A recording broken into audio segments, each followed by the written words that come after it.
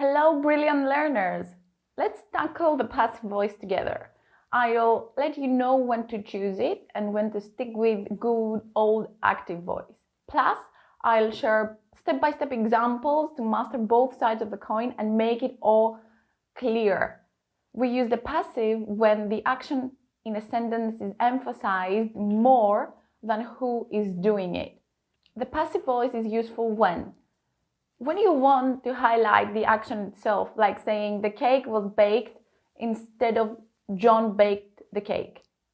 It's useful when the doer isn't known or isn't important, like the book was found without mentioning who found it.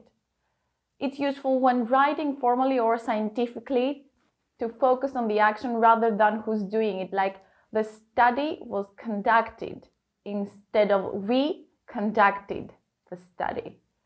It's useful when you want to avoid blaming someone directly, like saying mistakes were made instead of you made mistakes. Finally, it's useful when you want to mix up your sentence structure to make your writing more interesting. But remember, the passive voice isn't always the best choice. Sometimes the active voice, where the subject does the action, is clearer and more engaging. So think about your goals and the tone you want before using the passive. Here are some cases where you might choose to omit the passive voice when you want to be clear and direct. The active voice makes it clear who's doing the action. It's like saying the team wrote the report instead of the report was written by the team. In everyday communication, such as emails, reports, or casual writing, the active voice is generally preferred. It's more relatable and aligns with a conversational tone. Listen to that. An invitation to the party was sent by Jane. This sounds a bit too formal, right? Jane invited everyone to the party. This is casual and okay in our daily conversations.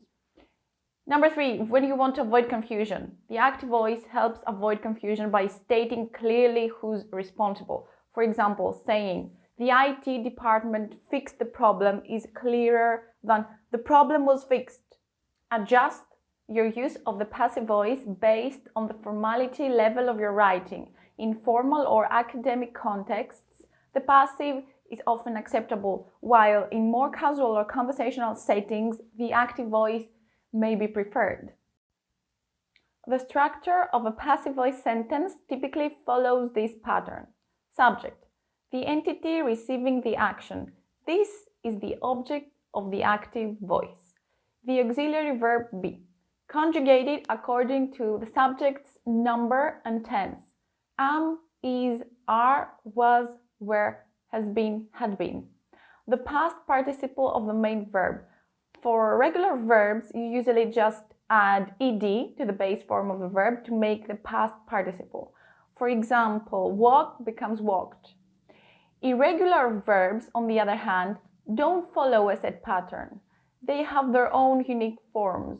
Go becomes gone and write becomes written. The agent, by plus doer. If necessary or important, the one performing the action can be included using by followed by the doer, which is optional and often omitted. Here's a step-by-step explanation for transforming an active voice sentence into a passive voice one. Number 1, identify the subject, verb, and object in the active sentence. Subject, the chef. The subject is the doer of the action. Verb, baked. The verb is the action being performed. Object, a cake. The object is the receiver of the action. Number 2, make the object of the active sentence the subject of the passive sentence. This involves moving the object to the beginning of the sentence to become the new subject. Object, a cake, becomes the subject in the passive sentence. 3. Choose the appropriate form of the verb be based on the tense of the active sentence. Use am, is, or are for the present simple. Use am, is, are, being for the present continuous. Use was or were for the past simple. Was, were, being for the past continuous. Use will be for the future simple. Use has been or have been for the present perfect. Had been for the past perfect. The original active sentence is in the past simple, so we use was in the passive voice. Use the past participle form of the main verb. The past participle of bake is baked. 5.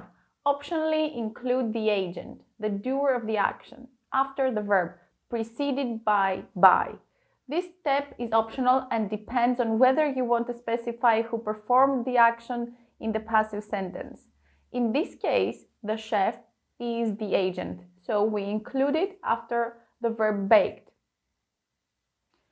If the doer of the action is crucial for understanding the context, consider including it in the sentence. The decision was made. A bit unclear. The decision was made by the board of directors. Clear. But when should you omit the doer? 1. When the doer is unknown. If it's unclear who performed the action, or if it's not important to the context, you can omit the doer. The cake was eaten by someone. The letter was delivered by an unknown person. There are other words similar to someone that indicate the doer is unknown or unspecified. Here are a few. Anyone. The message could have been sent by anyone. Everybody.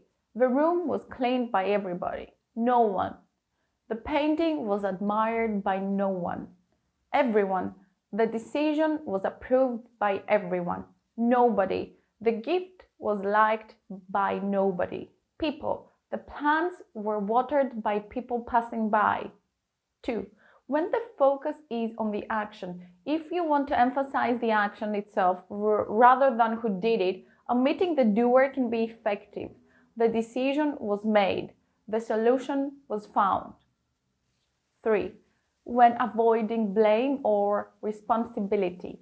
If you want to avoid assigning blame or responsibility, omitting the doer can be helpful. Mistakes were made. The error was corrected.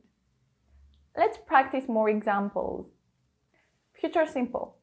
Active voice. They will finish the project tomorrow. Subject. They. Verb. Will finish. Object. The project. Make the object of the active sentence the subject of the passive sentence. Move it to the start of the sentence. The project. Subject. Choose the appropriate form of the verb be based on the tense of the active sentence. They will finish. In this sentence, the verb is in the future simple, so the right form of the verb be in the future simple in the passive is will be. So verb will be, the future tense of the verb be in the passive. Okay.